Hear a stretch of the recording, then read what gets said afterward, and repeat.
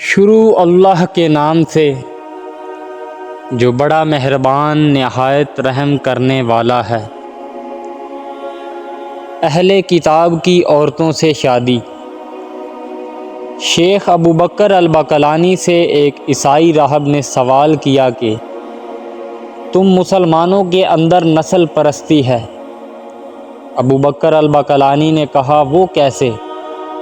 تو راہب نے جواب دیا تم خود یہودی اور عیسائی عورتوں سے شادی کرتے ہو اور اس کو جائز سمجھتے ہو، جبکہ مسلمان عورتوں کی یہودی یا عیسائی مرد سے شادی کو جائز نہیں سمجھتے۔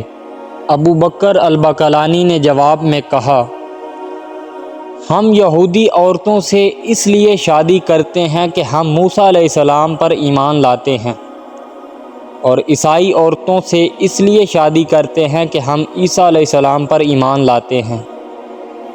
جب تم بھی حضرت محمد صلی اللہ علیہ وآلہ وسلم پر ایمان لاؤ گے تو تم بھی آپ صلی اللہ علیہ وآلہ وسلم کی امت کی بیٹیوں سے شادی کے اہل ہو جاؤ گے۔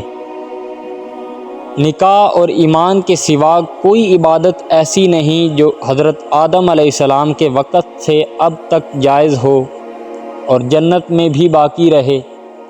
رسول اللہ صلی اللہ علیہ وآلہ وسلم نے ارشاد فرمایا نکاح میری سنت ہے، جو شخص میری سنت سے انکار کرے گا سو وہ ہم میں سے نہیں۔